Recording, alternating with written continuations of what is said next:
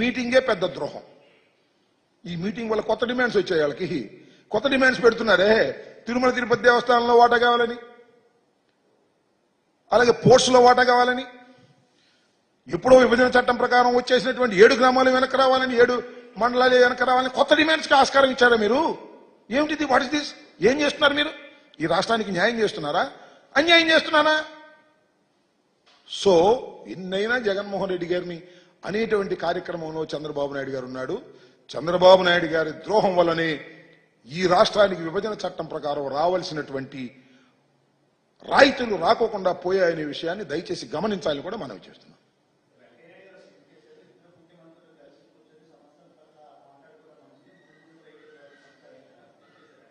ఏమన్నారు? వెంకయ్యనాయుడు గారు శభాష్, నేను కాదంటలా. ఇద్దరు ముఖ్యమంత్రులు కలుసుకోవడం, ఇద్దరు ముఖ్యమంత్రులు చర్చించుకోవడం తప్పని ఎవరన్నారు? చర్చించుకున్న విషయాలను బహిర్గతం చేయకోకుండా రహస్యంగా అట్టిపెట్టడం ధర్మమా? చెప్పాలి కదా ఏదో ఒకటి. మేము ఈ అంశాల గురించి చర్చించుకున్నాం, ఈ అంశాల మీద మేము ఏకాభిప్రాయానికి వచ్చాం, ఈ అంశాలు ఏకాభిప్రాయం రాకపోవడం వల్ల కమిటీ వేశాం అని చెప్పాలి కదా. ఎందుకు చెప్పడం లేదు? ఎందుకు దాస్తున్నారు? రహస్య మీటింగా? మీ వ్యక్తిగత ఏజెండాలు ఏమైనా మాట్లాడుకున్నారా? ఏంటి మరి కారణం? చెప్పాలిగా. డిస్క్లోజ్ ఇట్ అని అడుగుతా ఉన్నా. శభాష్, ఇద్దరు ముఖ్యమంత్రులు రేవంత్ రెడ్డి గారు మన అలాగే చంద్రబాబు నాయుడు గారు కలుసుకోవడం, చర్చించుకోవడం శభాష్, మాకేం అభ్యంతరం లేదు. ఏం చర్చించుకున్నారు చెప్పాలి కదా. చెప్పడం లేదంటే అది పవిత్రమైనటువంటి సమావేశం ఎలా అవుతుంది అనేది నా పాయింట్.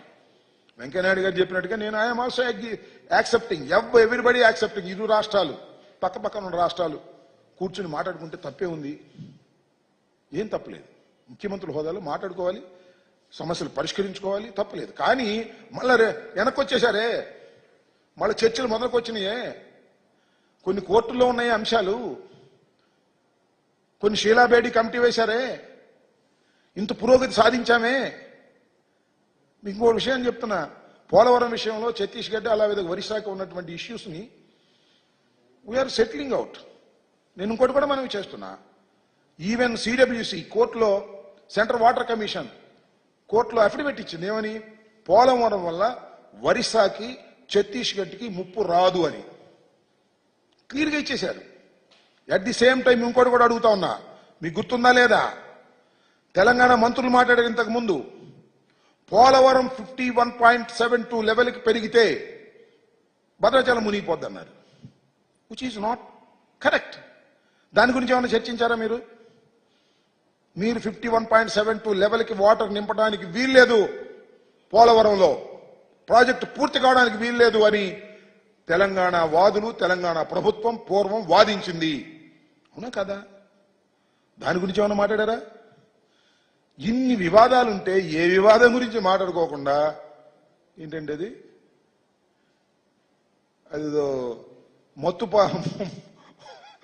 డార్కోనే డ్రగ్స్ గురించి మాట్లాడాం. డ్రగ్స్ గురించి మాట్లాడడానికి ఇంతమంది వెళ్ళాలా? వాటి ఇది జోక్ చేస్తున్నారు. డ్రగ్స్ గురించి మాట్లాడడానికి ఇంతమంది వెళ్ళాలా? అక్కడ మాట్లాడాలా? ఏంటిది నాకు అర్థం కాల. ఏది దొరక్క దాన్ని ముందుకు తీసుకొచ్చారు, అంతే సింపుల్. ఆ పూటకి అది ముందుకు తీసుకొచ్చారు, అసలు విషయాలు చెప్పుకోకుండా. సింగర్ అద్దెకి వెళ్ళాడు, వచ్చాడు అన్న సామెతగా వెళ్ళారు, వచ్చారు. ఏం జరిగిందంటే ఎవడో మాట్లాడ్డా, తుస్ సీక్రెట్ రహస్యంగా పెట్టుకోండి, ఎవరు మాట ఏంటిది?